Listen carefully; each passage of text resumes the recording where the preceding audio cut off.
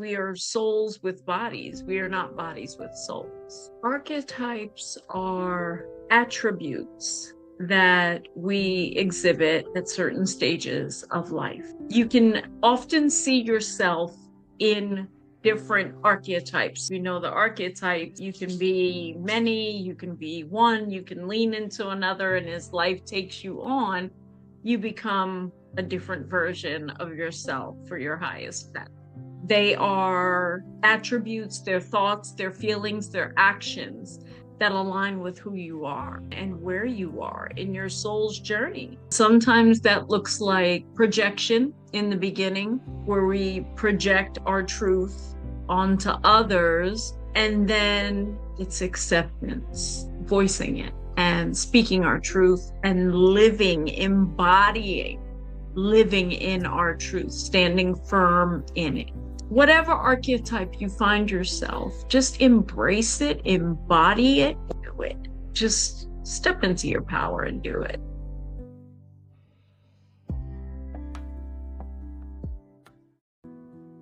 Hello, beautiful souls. It is Sophia from Sacred You. Thank you so much for being here. Before we dive into today's podcast, I do have a small request from my heart. If our conversations ever resonate with you or have supported you on your journey, please subscribe to our channel or like this video. It helps us grow Sacred You, welcome more powerful voices into this space, and keep you connected to everything we share. Thank you for walking this path with us. Let us begin with today's conversation.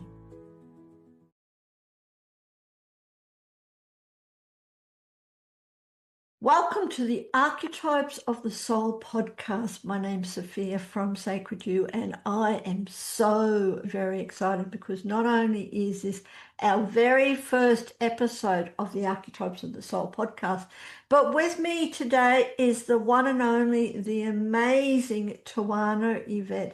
Tywanah, thank you so much for joining us on our very first podcast. Yes. Thank you so much for having me, Sophia. This is so exciting. It is, and I'm really excited to talk to you because we're going to be talking all about archetypes and so much more, and how we can step into their power and how they actually help us and what are they. But you are, Tywanah, you are amazing because you're a spiritual midwife and a sacred trauma alchemist. You also host our Metaphysical Mastery tribe within Sacred You and Sacred Divinations. Plus, you run our archetype circles. So I said, I'm really excited to talk to you. Let's start just first of all, a little bit more about you and what first called you into this path of healing and transformations and all things archetypes. So what drove me into my path of healing and transformation was my own personal spiritual awakening and healing journey. And when I realized that I had gone through the entire thing without a soul, without anyone on this side of the veil, that's when I remembered I was a healer at that time. Because we know the archetypes, you can be many, you can be one, you can lean into another, and as life takes you on, you become a different version of yourself for your highest best. So that's what led me, and it's been an amazing journey so far. And thank you for sharing that. And we want to go into very deeply more as we continue with today's conversation. But you mentioned archetypes, you mentioned the healer, and I know you're a mystic and everything else. But can we start at the beginning? And in your words, in your beliefs, your thoughts, your language, what are archetypes? What does it actually mean? Because I'm not sure if everyone in the world knows the word archetypes and what it actually means. Archetypes are attributes that we exhibit at certain stages of life. And you can often see yourself in different archetypes. So while I come out as the mystic right now, at one point it was the healer. At one point it was another one. So you can often see yourself in different ones, but you have to, you don't have to, you would see more of yourself in this one specific path where you are at that time. They are attributes, their thoughts, their feelings, their actions that align with who you are and where you are in your soul's journey. Because we are souls with bodies. We are not bodies with souls. And there's thousands of different types of them. For example, on another archetype quiz, I come out as the high priestess, which I am. So there's a lot of them, but when we're talking about the ones for Sacred You, yes, I've seen myself in all of them, but the mystic is definitely spot on right now. Thank you. So archetypes are more like I call it, your personality. Yes. And Yes. as we know, we can have various personalities throughout the day, Yes. depending on what we're doing or where we are on our journey. Yes. So yes, and you've mentioned the mystic and you've mentioned the sacred you archetype. So let's just start with that. I'd love to talk to you and your thoughts on it. So we have the belonging soul. For me, it's like everyone in the world is seeking or has Yes. found somewhere to belong, and that's even Yes. within themselves. Yes. 100%. We all, especially when we start our spiritual journey, we just want to belong. Yes. We just want to find somewhere that we belong. And especially for those of us who do, are chosen ones or black sheep of the family or whatever you want to call it. But we are the ones raising the vibration of the planet right now. And because we don't feel at home in the 3D, we feel we don't belong. Yes. Yes, and I love that, how you said, because we don't feel at home in this physical world, in this 3D Yes. world, we're looking for somewhere to belong, which Yes. is beyond the 3D world. So, yes.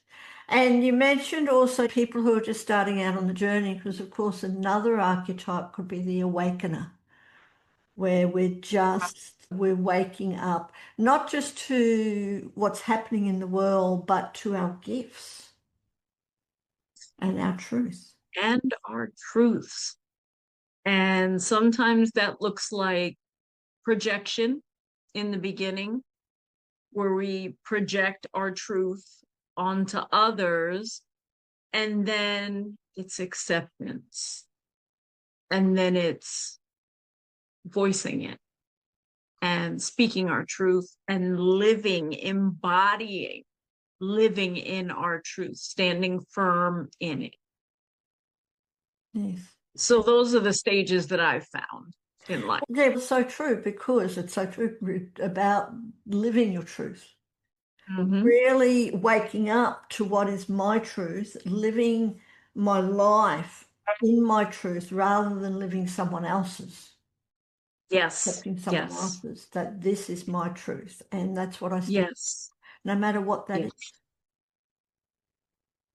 It doesn't matter. I remember before I awakened to my own truth, I went through that projection stage where I projected the mask of truth I thought I was wearing. I say we wear masks for different people. But in that space, you don't realize that's what you're doing. You think you're healing, when in fact, that's just the very tip of the iceberg. You're not ready for the deep waters yet. But it is so important that we embody our truth and live it no matter how ugly or people feel it is, because no one's truth is ugly. But we're made to feel as if it is. So no matter what your truth is, always stand in it and stand firm. Totally, because it's your life. And as you said, it's Yes. your truth. And when we can stand in, it becomes very powerful. Yes. and Yes. transforming. It helps others. Yes. Totally. Gives other people permission to stand in their truth. Yes. Yeah, Yes. it does. All right, and what about the alchemist? Mm. Archetype. Alchemy, one of my favorite things, turning one thing into another using energy. The alchemists, they have this ability to turn pain into power, turn pain into purpose, turn sadness into a summit, something grand, turn grief into amazing things. So that's the definition of alchemy, is taking something that's not so yummy and making something spectacular out of it. Yes, all the kitchen alchemists. Yes. It doesn't just have to be in mundane life, but you can be an alchemist in No, all areas of your life, exactly. and especially Exactly. turning things into yummy things. But we're not here to Yes. talk about food. We're here to talk about the archetypes, Tawana. And like you mentioned also that you are a healer and also a mystic. Tell us Yes. about that and how do these archetypes show themselves? How do they empower you in your life? Finding out I was a mystic was validation for me because I'm a medium. I'm quirky. I teach psychic insight. I teach metaphysical mastery. And for anyone who wants to know what that is, it's what people call witchcraft, but I call it metaphysical mastery because I don't teach anything dark. I stay on the light side of things and for the greater good of things. It was really, it allowed me to straighten my spine and say, hey, you know what? Why am I ashamed of this part of me because of other people's perception? No, I'm going to embrace my whole self. This is who I am. These are my gifts. And if you don't like it, I don't know what to tell you. Mm, So the absolutely. mystic, finding out I was the mystic has definitely transformed my life in a way that only my ancestors could. Yes. Tell us more about that. How is that, if you wish, how has that been Absolutely. able to transform your life in practical steps?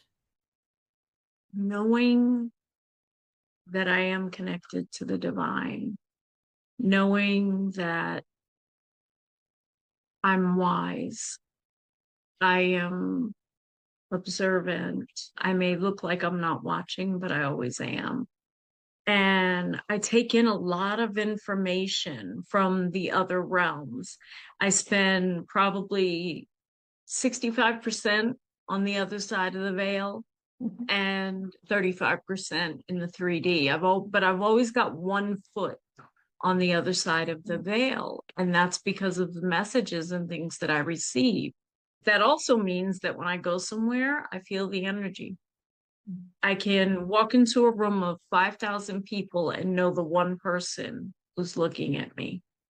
I crave solitude, like no one's business. And this is coming from someone who always had to have people around.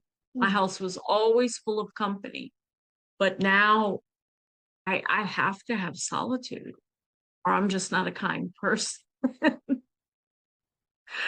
I love my gifts. I embrace them. I'm a reader. I can look at someone and tell whether they're lying or whether they're being straight with me.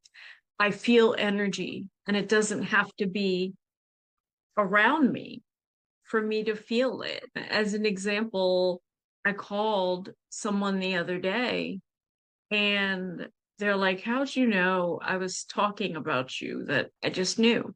My goddaughter called the other day and I picked up and I said, baby girl, what's wrong? Because when I saw her number, I knew something was wrong. And it wasn't that she doesn't call me or check on me. She calls me all the time. But there was just something about that phone call that I knew something was not right. Mhm. So I see the higher truths in this world. And People often judge me because I refuse to watch television. I refuse to watch the news. I refuse to engage in all of the negativity going on in the world because I can see the higher truth of all of it. Absolutely, and I totally agree with that one. You do, especially when Tywanah's around. What is true and what's not. And you also mentioned the healer, and the healer archetype is a very interesting one because I personally believe that we're all healers We in are. different ways. But a lot of people in the world don't recognize that, don't step into that power. So, how is the healer archetype, or what is the healer archetype for you, and how has it helped you in your life too? In my life, the healer archetype helped my sister get back to who she is at her core, following her husband's sudden and unexpected passing, because I moved into her home. And that's when I remembered that I had the ability to heal because I could literally feel her and the dog's emotions filtering through my body and circling back to them with goodness and love.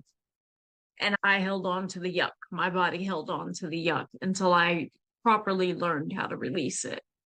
But I could literally feel it. Like she's getting better and better, and I just feel icky. The healer is there for people usually at the worst times of their lives. We get people through their spiritual awakenings. We transition, especially when you're 40 and 50 and the children are off to college. And what do I do with myself? So that was pretty much the healer. Tending to other people's needs was the biggest thing. Yes, which we all do. Yes. We all do. But we Yes. don't always see it as being a healer.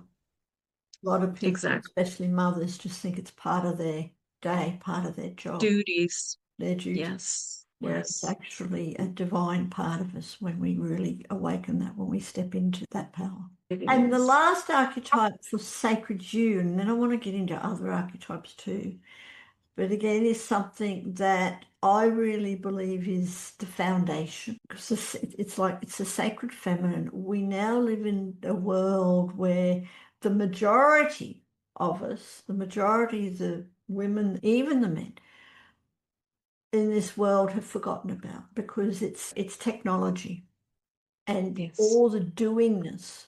So, what is the sacred feminine archetype? Sacred feminine archetype is being, flowing, stepping. We need balance, and I understand that, and I'm not refuting that, but stepping more into your divine feminine role. What makes you feel good? What lights you up? What is it? Stepping into our power, owning it, owning your power. All of these things, and there's such a mass awakening of women right now who are realizing I'm the powerful one. So all this doing is not doing us any justice. It's softer, it's gentler, it's kinder. Those are all part of the sacred feminine. We take no crap, but we're still softer and gentle and kinder and not always at our desk plugging away. Our heart spaces are wide open, ready to receive what the divine has for us. I describe the sacred when I discuss the sacred feminine when I do lives. I do like this because it's like being a goddess. You're not concerned about a thing. You know that the divine is going to bring everything you need into your life. So you're just being and flowing. It's like the ocean. Definitely, definitely. And when I say it's like the ocean, I want to mention this. I live in South Florida. And if you go to the beach at 8 a.m., there's tiny little ripples, just tiny little ripples. But if you go later in the afternoon or at night, those waves can be big. Yes. And I live in the hurricane state, so it can be a hurricane as well. So when you're describing the sacred feminine, yes, we can flow in tiny little ripples. But if you cross the wrong boundary, you're going to meet a hurricane. I love that. If you cross the wrong boundary, you can meet a hurricane, which is very true when we really step into our power. Yes. And I also, if I could say to Tywanah, for me, the sacred feminine is just stepping into that sacredness within where we have all the answers. We have all the Yes. knowledge. We have all our gifts, and we're in tune, in touch with all our gifts, with our power, with our intuition. Guide. Living from the intuition. I Um, share to everyone, you make every decision from here, not here. That will never steer you wrong. yeah, yeah. Living from the intuition and just being. And I Mhm. know, as an example, because it's a balance, as we know, when especially if you've got businesses and everything else, it is a balance from the doingness, the masculine, Yes. to the being. But when we can step into the being, everything in life becomes Yes. so much more easier. Everything, It does. because it's guided. Yes. It's Yes, it does. Thank you. So there are our six main archetypes for Sacred You, but as we've mentioned, there are many more. There's probably hundreds of archetypes. And you've Yes. mentioned the witch is an archetype. So Yes. tell us very briefly about the witch, because a lot of people see it as we have the witches that were burned at the stake. Yes. But what is the witch Yes. archetype for you? For me, the witch archetype is honoring my ancestry. My fourth great grandmother, my great great great grandmother, her daughter, and down to my mother were all witches. And they weren't bad people. My mother was the best kitchen witch to ever live. She could she would make a pot of something and bring people together that didn't even like each other. If my mother said she was cooking, everyone wanted to be there. And it wasn't anything evil that she was putting in her food. It was love. Yes. It was love. When you talk about the earth witch or the gardening witch, they're growing fruits and vegetables for people to eat. That's love. So Yes. when you think about being a witch, if you work on the light side, because there are baneful witches out there, I personally stay on the light side. I don't need any more karma. We put love in everything we do. And we just, in, if I think about my mystery school that is growing, all of us mind our business, use our gifts for the greater good, and just want to be left alone. We don't want to be judged. We just want to be left to live our lives and do what our ancestors and our guides and our angels and the divine want us to do. That's it. It's just that simple. Just leave women alone, leave us alone for, as you said, but allow women to be in touch with their intuition, with their inner selves, their powers. Yes, And then magic can happen. Whether it's in the exactly. garden, whether it's in the kitchen, whether it's in your home, anywhere you are, in villages, in communities, when Yes, women are in touch with their cosmic, I'm going to call it cosmic healing abilities. So that could yes, even be one way of describing witches, women in touch with their cosmic healing. Oh, we have to write that down, Sophia. I love that. With their in touch with their intuition, Yes. magic can happen wherever they are. So that Yes. is definitely another archetype that we can embody. And there's so many more, as we know. There's the leaders, all the different types of leader archetypes, Yes. all the Yes. different types of the feminine archetypes. It's not just the sacred Mhm. feminine, but many different other types of feminine, the deities, the goddesses, Yes. all archetypes. I'm a goddess. I'm a shamanic healer. Being a shamanic healer, that's an archetype. Shaman, Yes. but I'm a woman, so I say shamanic healer. Even that's an archetype. And how do you describe that? I use the earth and the elements and my own energy to heal others.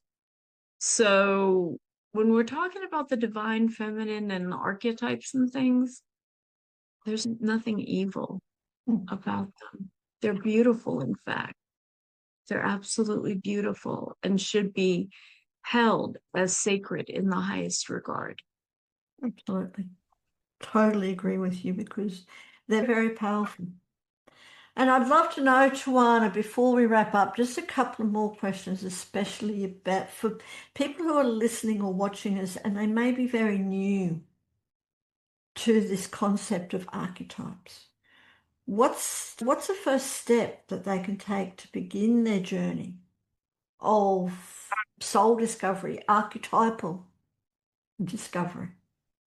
Take the quiz on the Sacred You website would be my first suggestion. Then you'll learn one of your totem animals.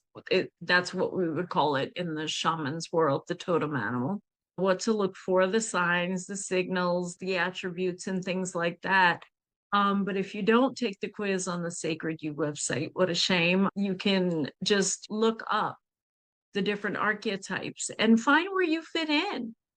And if it check with your intuition, get really still and silent for a moment and listen because she's going to tell you.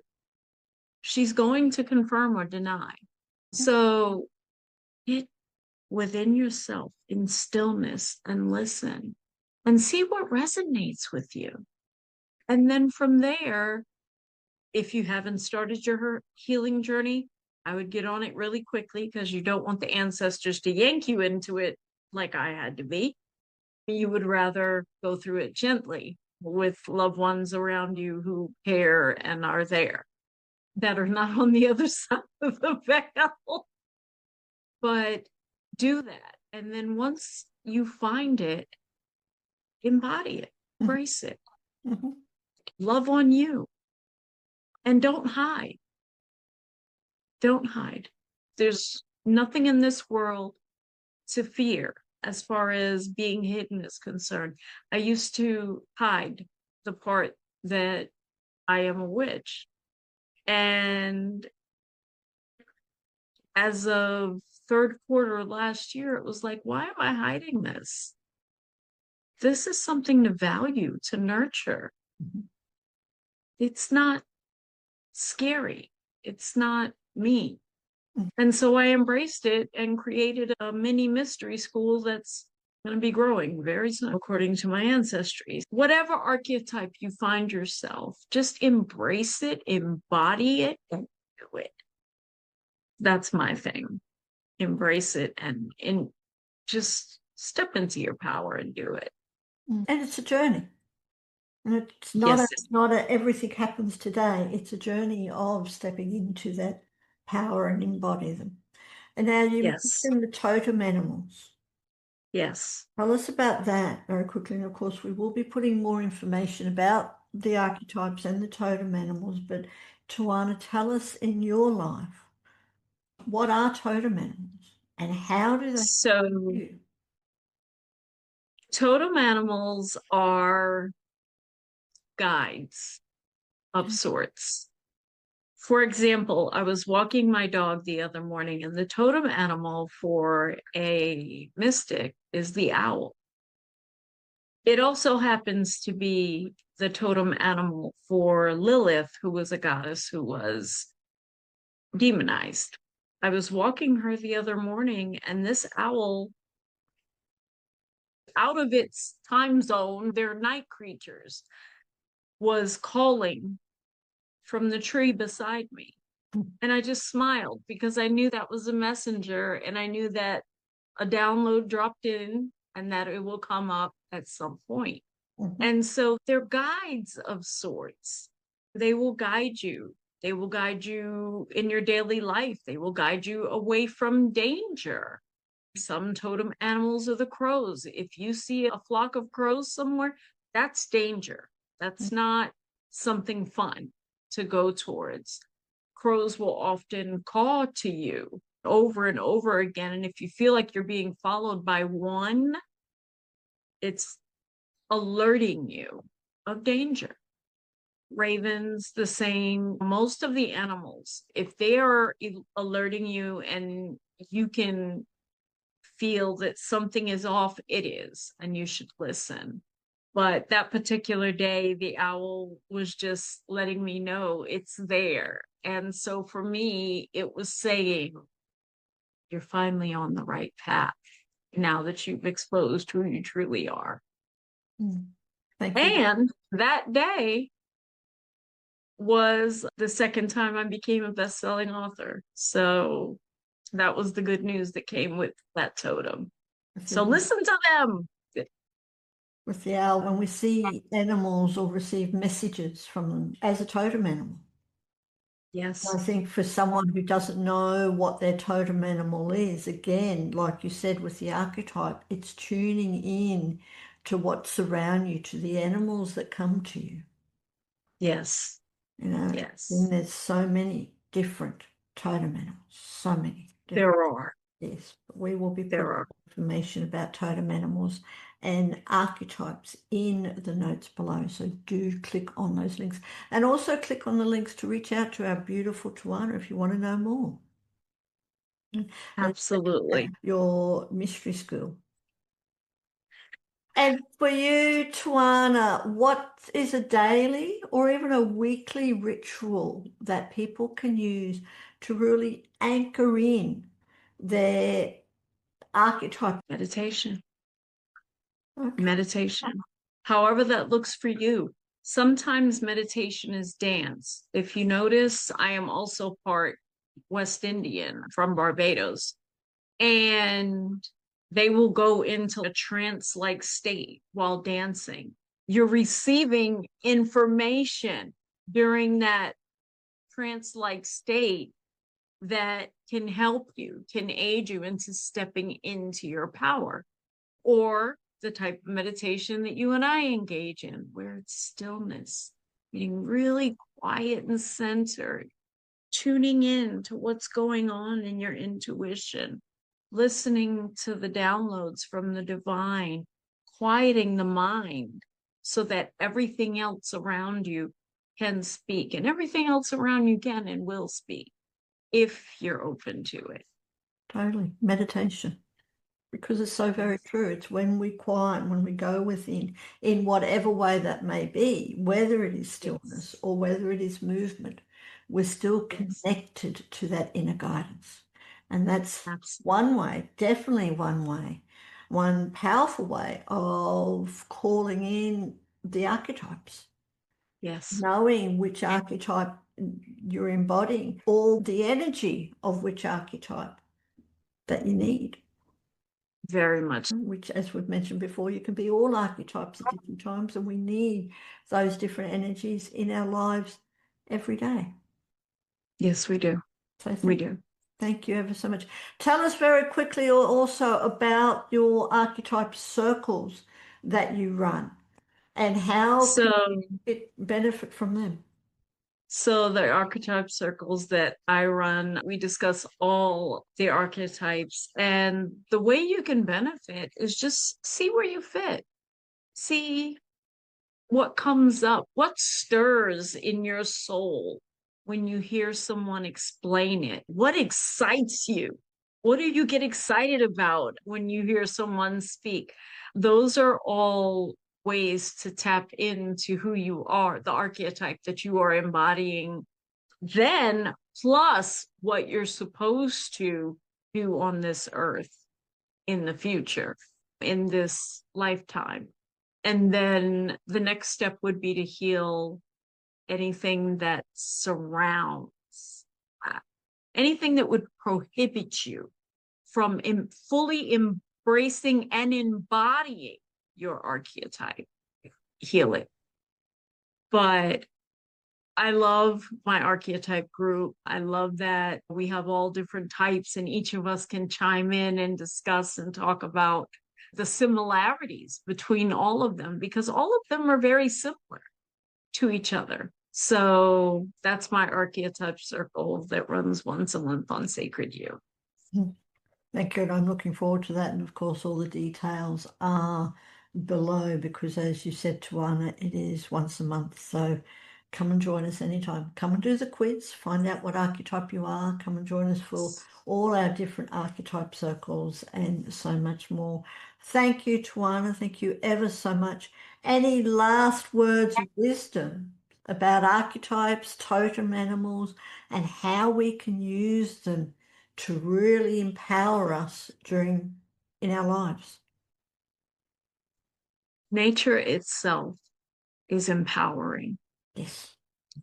And use these things to your advantage. It's also very healing, nature.